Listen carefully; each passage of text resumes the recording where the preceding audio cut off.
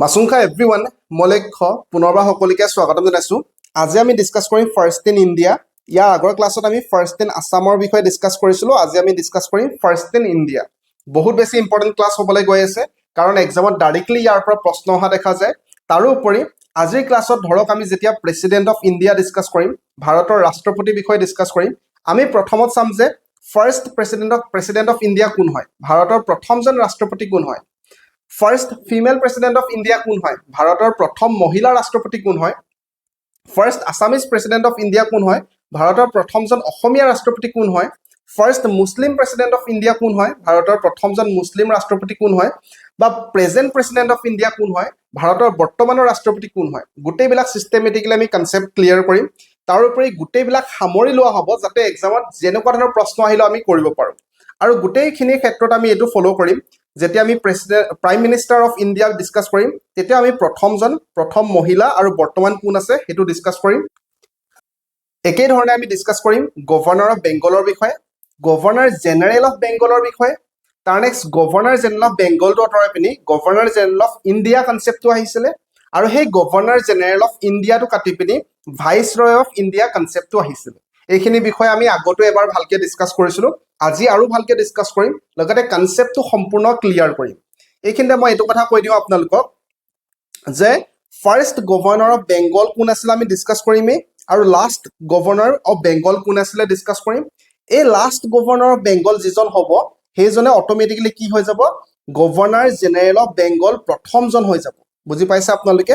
তো এইখিনি বিষয়ে আমি আগত অলপমান ডিছকাছ কৰিছিলোঁ, আজি পুনৰবাৰ ডিছকাছ কৰিম, কিন্তু প্ৰথমত একেবাৰে আৰম্ভণিৰ পৰা ডিছকাছ কৰোঁগৈ বলক। আপোনালোকে যেতিয়া নোটছ বনাওঁতে আপোনালোকে এনেকুৱা ধৰণৰ ডাইগ্ৰাম এটা বনাই ল'ব, আৰু ইয়াতে একেধৰণে যেনেকৈ বৰ্তমান লিখা আছে তেনেকৈ বাৰে বাৰে প্ৰেক্টিছ কৰিব। ঠিক আছে, আমি ফাৰ্ষ্টত নোটটো চাই লওঁ বলক। ফাৰ্ষ্ট ইন ইণ্ডিয়া, ভাৰতৰ প্ৰথমজন বহুত বেছি ইম্পৰ্টেণ্ট হয়, বাৰে বাৰে কৈ আছোঁ। আমি সকলোৱে গম পাওঁ যে ফাৰ্ষ্ট প্ৰেচিডেণ্ট অফ ইণ্ডিয়া কোন হয়, ভাৰতৰ প্ৰথম ৰাষ্ট্ৰপতি কোন হয়। আমি সৰুৰ পৰা পঢ়ি আহিছোঁ যে ডক্টৰ ৰাজেন্দ্ৰ প্ৰসাদ। আপুনি যেতিয়া ক্লাছটো কৰিব, বাৰে বাৰে কথাখিনি মোৰ লগত ৰিপিট কৰিব, আৰু বাৰে বাৰে পেনেৰে লিখিব। অকল PDF-ৰ পৰা বা ক্লাছৰ পৰা চাই থাকিলে ডাইৰেক্টলি মনত নাথাকিব। আপুনি যেতিয়া শব্দটো লিখিব তেতিয়াহে মনত থাকিব যে ডক্টৰ ৰাজেন্দ্ৰ প্ৰসাদ কোন আছিলে, আমাৰ ফাৰ্ষ্ট প্ৰেচিডেণ্ট অফ ইণ্ডিয়া আছিলে, ভাৰতৰ প্ৰথমজন ৰাষ্ট্ৰপতি আছিলে। ক্লিয়াৰ? ফাৰ্ষ্ট ফিমেল, যদি প্ৰথমজন মহিলা ৰাষ্ট্ৰপতি কোন আছিলে বুলি কয়, আমি যেতিয়া স্কুলত পঢ়ি আছিলোঁ তেতিয়া আমি পাইছিলোঁ যে প্ৰতিভা দেৱী সিং পাটিল বা প্ৰতিভা পাটিল। ইয়ালৈকে ক্লিয়াৰ? প্ৰথমজন ৰাষ্ট্ৰপতি ক'লে আমি ডক্টৰ ৰাজেন্দ্ৰ প্ৰসাদ দেৱলৈ মনত পেলাওঁ, প্ৰথমজন মহিলা বুলি ক'লে আমি প্ৰতিভা পাটিললৈ মনত পেলাওঁ। একেধৰণে বৰ্তমান ভাৰতৰ ৰাষ্ট্ৰপতি কোন হয় বুলি ক'লে আমি দ্ৰৌপদী মুৰ্মুৰ বিষয়ে কওঁ, যে বৰ্তমান এই সময়ত কোন হৈ আছে ৰাষ্ট্ৰপতি, এই সময়তো মহিলা হৈ আছে, গতিকে ফিমেল প্ৰেচিডেণ্টে হৈ আছে বৰ্তমান, কোন হয়, দ্ৰৌপদী মুৰ্মু। এইখিনিতে আমি এইটোও মনত পেলাব লাগিব যে প্ৰথমজন অসমীয়া, ইয়াত লিখিব থাকি গ'ল, নোটটো চাওক। এইটো লিখাতকৈ আমি ডাইৰেক্টলি এই ডাইগ্ৰামলৈ আহোঁ বলক। তো যেতিয়া আমি এই ডাইগ্ৰামটো বনাম যে প্ৰেচিডেণ্ট অফ ইণ্ডিয়া, বৰ্তমান ভাৰতৰ ৰাষ্ট্ৰপতি, তো প্ৰথমজন কোন আছিলে বুলি ক'লে আমি এইমাত্ৰ পঢ়িলোঁ যে প্ৰথমজন হ'ল আমাৰ ৰাজেন্দ্ৰ প্ৰসাদ। তো আপোনালোকে এনেকৈ নোটটো বনাওক যে ৰাজেন্দ্ৰ প্ৰসাদ। আৰু ইমান ডাঙৰকৈ ডাইগ্ৰামটো বনাব নালাগে, সৰুকৈ বনালে হ'ব আপোনালোকে, যাতে এইডোখৰত আৰু বেলেগো লিখিব পাৰে আপোনালোকে। এটা পেজতে বহুতখিনি যাতে ইনফৰমেশ্যন সোমাই যায়, সেইটো কাৰণে আপোনালোকে অলপমান সৰুকৈ বনাব। মই বুজাবলৈ সুবিধা হ'ব কাৰণে অলপমান ডাঙৰকৈ বনাইছোঁ। তো আমি চালোঁ যে প্ৰথমজন ৰাষ্ট্ৰপতি কোন হয়, ৰাজেন্দ্ৰ প্ৰসাদ হয়। ইয়ালৈকে ক্লিয়াৰ? প্ৰথমজন মহিলা, ফাৰ্ষ্ট ফিমেল কোন হয় বুলি ক'লে আমি কাৰ কথা ক'ম, প্ৰতিভা পাটিল। PRAPITBHA, প্ৰতিভা পাটিল। ক্লিয়াৰ? প্ৰতিভা পাটিল। তাৰ নেক্সট বৰ্তমান কোন বুলি ক'লে আমি ক'ম যে শ্ৰীমতী কোন হয়, দ্ৰৌপদী মুৰ্মু।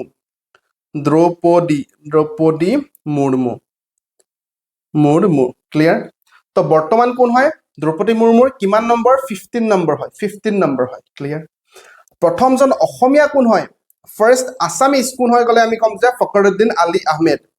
কোন হয়, ফখৰুদ্দিন আলি আহমেদ। তেখেত ক'ৰ হয়, অসমৰ আছিলে, ফখৰুদ্দিন আলি আহমেদ। এখেত হ'ল প্ৰথমজন অসমীয়া ৰাষ্ট্ৰপতি। প্ৰথমজন মুছলিম ৰাষ্ট্ৰপতি কোন বুলি ক'লে আমি জাকিৰ হুছেইনৰ কথা ক'ম, জাকিৰ হুছেইন। তো আজি আপোনালোকে গোটেইবিলাক ভালকৈ পঢ়িলে যে প্ৰেচিডেণ্ট অফ ইণ্ডিয়া যেতিয়া আহিব, আপোনালোকে 5টা কথা ডাইৰেক্টলি মনত পেলাব। প্ৰথমজন কোন আছিলে, ৰাজেন্দ্ৰ প্ৰসাদ আছিলে। প্ৰথম মহিলা কোন আছিলে, প্ৰতিভা পাটিল আছিলে।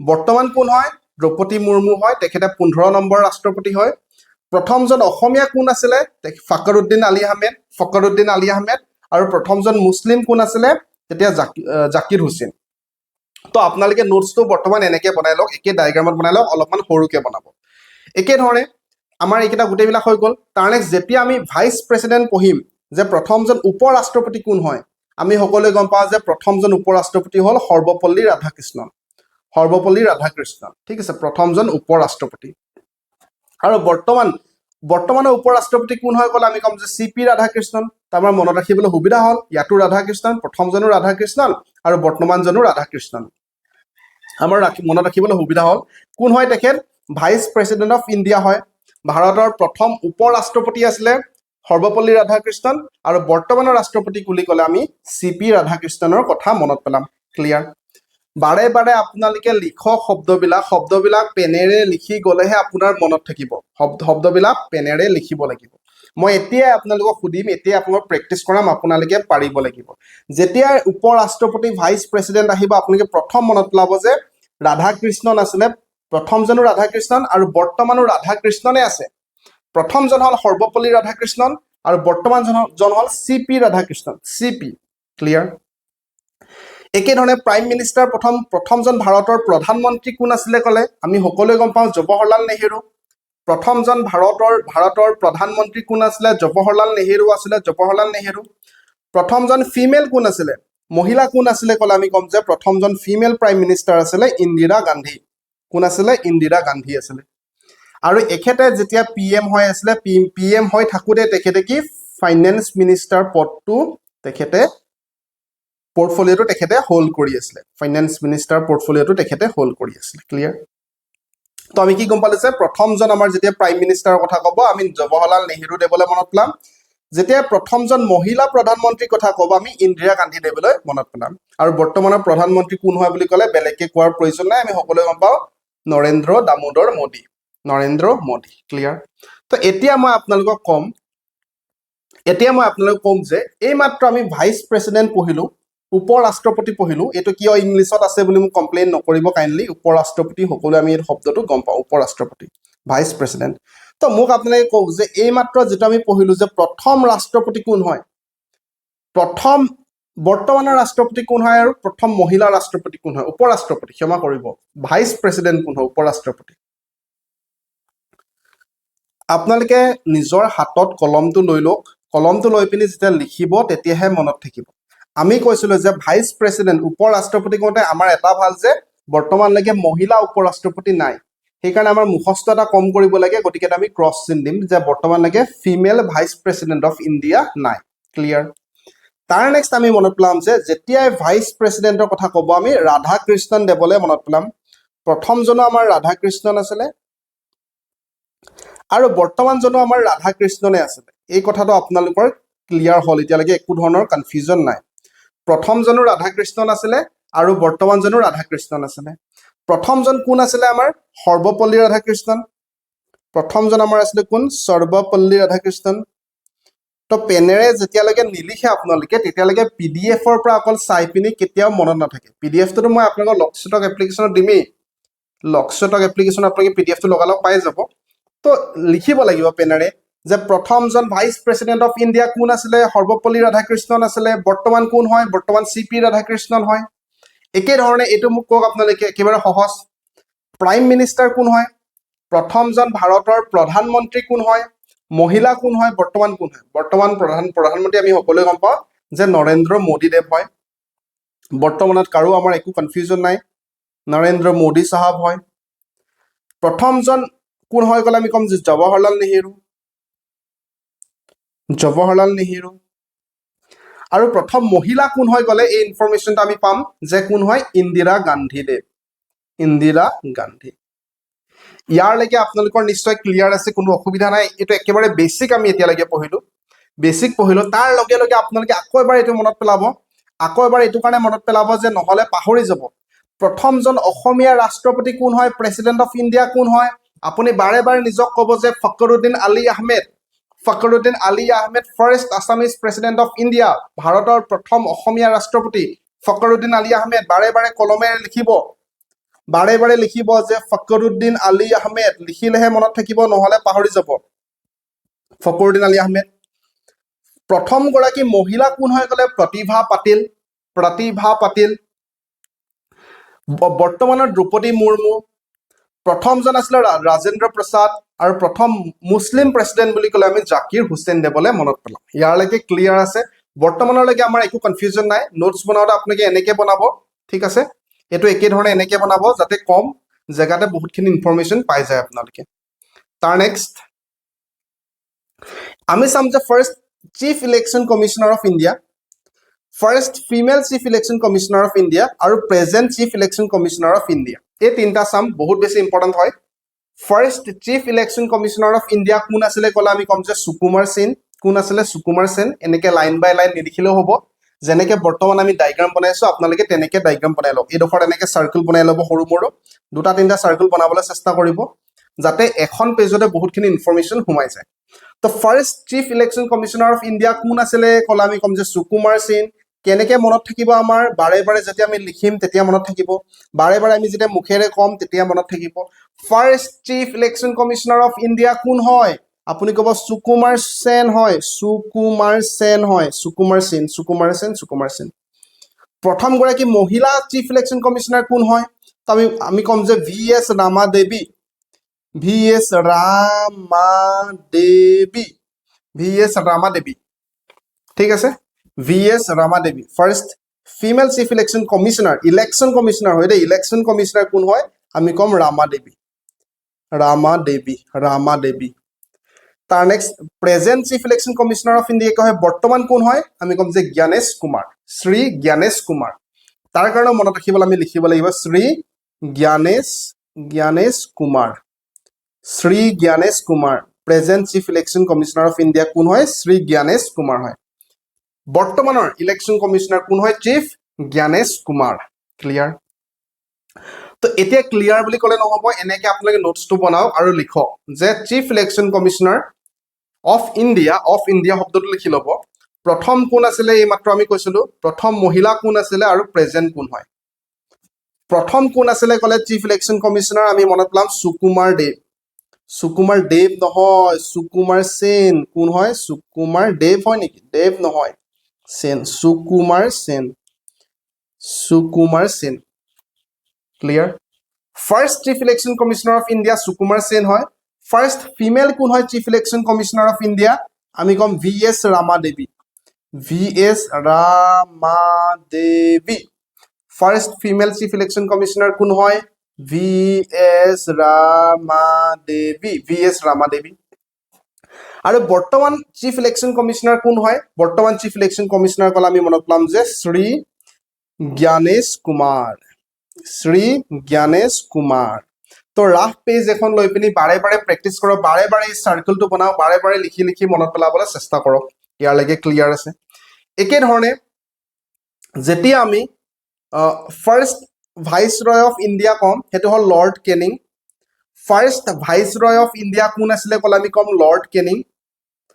Last vice Roy of India মানে যেতিয়া আমাৰ স্বাধীনতা লাভ কৰিলো, ভাইচ ৰয় কনচেপ্ট একেবাৰে শেষত আছিলে আমাৰ, যেতিয়া আমি 1947 চনত স্বাধীনতা লাভ কৰিছিলো, আমাৰ ভাৰতে স্বাধীনতা লাভ কৰা সময়ত কোন ভাইচ ৰয় আছিল সেইটো আমাৰ ডাইৰেক্টলি প্ৰশ্ন আহে, তেতিয়া আমি ক'ম যে lord mount বেটেন।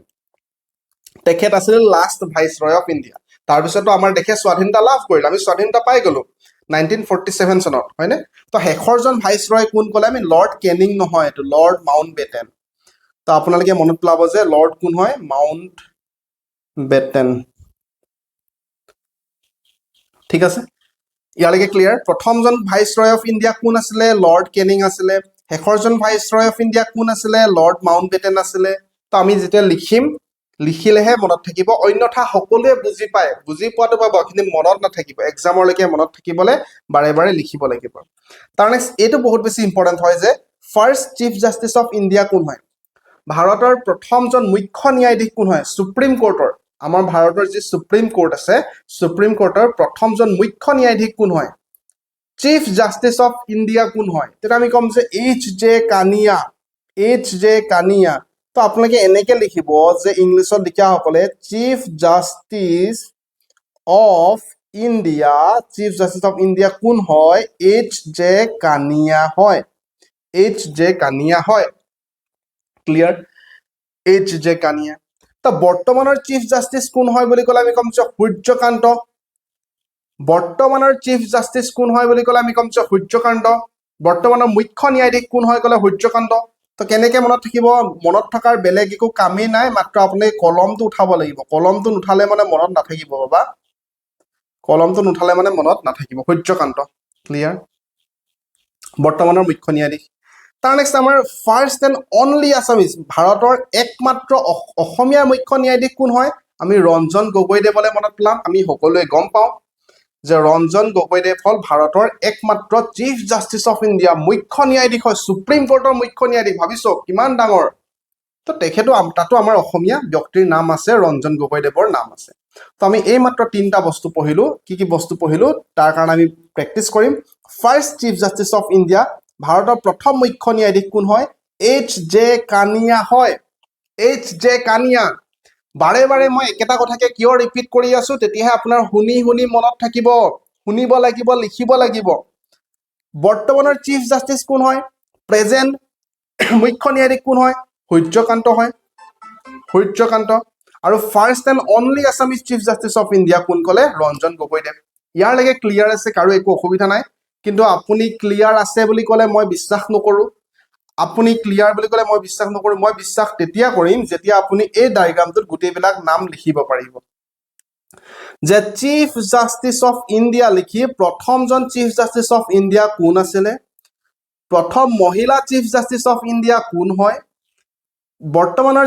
Chief justice of India কোন হয় আৰু প্ৰথম অসমীয়া চিফ জাষ্টিছ অফ ইণ্ডিয়া কোন হয় মুখ্য ন্যায়াধীশ চিফ জাষ্টিছ মানে মুখ্য ন্যায়াধীশ কোন হয় তো এইটো আপুনি লিখিব লাগিব তেতিয়াহে মই বিশ্বাস কৰিম যেতিয়া আপুনি লিখিব তেতিয়া বিশ্বাস কৰিম অন্যথা মই বিশ্বাস কৰাত নাই হাম বিশ্বাস নাহি কৰেংগে ভাই অসমীয়া প্ৰথমত লিখিম মই ৰঞ্জন গগৈ এইটো সকলোৱে পাৰে সেইকাৰণে মই লগালগ লিখি দিছো Ranjan Gogoi first female chief justice of India বৰ্তমানলৈকে নাই চিফ মানে সুপ্ৰিম কোৰ্টৰ মুখ্য ন্যায়াধীশ মহিলা বৰ্তমানলৈকে কোনো হোৱা নাই হাই কোৰ্টৰ হৈছে আপোনালোকে চাইডত এনেকে লিখিব যে ফাৰ্ষ্ট ফিমেলটো হৈ আছে female chief justice of India CJI লিখিব পাৰিম নে আপুনি ক'ব মই কিয় ছাৰে নিজে এলাহ কৰিছে লক্ষ্যদাই নিজে এলাহ কৰিছে আমাক লিখিব দিছে বুলি আপুনি ক'ব সেইকাৰণে মই লিখিম চিফ জাষ্টিছ অফ ইণ্ডিয়া নহয় হাই কোৰ্ট মানে ষ্টেটৰ যিটো কোৰ্ট থাকে হাই কোৰ্ট তো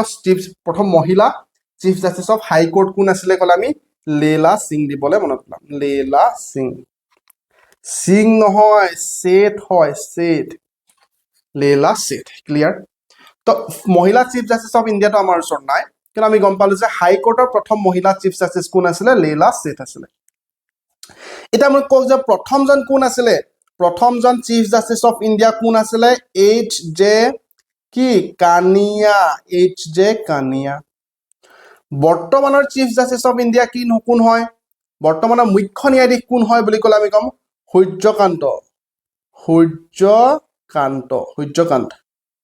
ঠিক আছে তো এইটো ডায়েগ্ৰাম আমি বনাব পাৰিব লাগিব যে প্ৰথমজন অসমীয়া কোন হয় ৰঞ্জন গগৈ হয় প্ৰথমজন মহিলা কোন হয় মহিলা চিফ জাষ্টিছ অফ ইণ্ডিয়া নাই হাই কোৰ্টৰ আছে তেখেত হ'ল লীলা শেঠ প্ৰথমজন চিফ জাষ্টিছ অফ ইণ্ডিয়া কোন হয় এইচ জে কানিয়া হয় আৰু বৰ্তমানৰ কোন হয় ক'লে সূৰ্যকান্ত হয় আপোনাৰ মন মগজুত সোমাই লওক যে বৰ্তমানৰ chief justice of India Suryakanta হয় সূৰ্যকান্ত ইয়াৰলৈকে ক্লিয়াৰ আছে অসুবিধা নাই আমি গোটেইবিলাক সামৰি লৈ গৈছো যাতে আমাৰ কোনো ধৰণৰ কনফিউজন নাথাকে এক্সামত এইখিনিতে মই এইটো কথা পুনৰবাৰ কৈ দিছো যিসকলে আমাৰ পৰা মেথছ ইংলিছ ৰিজনিং জিকে মানে গোটেই সাবজেক্টবিলাকৰ ফুল কোৰ্সটো আমাৰ পৰা পঢ়িব বিচাৰিছে তেখেতসকলে এই লক্ষ্যটক এপ্লিকেশ্যনটো প্লে ষ্টৰৰ পৰা ডাউনলোড কৰি ল'ব 50,000 প্লাছ ডাউনলোড আছে লক্ষ্যটক এপ্লিকেশ্যন প্লে ষ্টৰৰ পৰা ডাউনলোড কৰি ল'ব আৰু আপোনালোকে কোৰ্সটো পাৰচেজ কৰাৰ আগত বহুত কেইটা ফ্ৰীকে ডেমো ক্লাছ চাব পাৰিব তো বহুতে এনেকে চিন্তা কৰিব পাৰে যে কোৰ্স এটা পেইড কোৰ্স এটা পুনৰবাৰ পাৰচেজ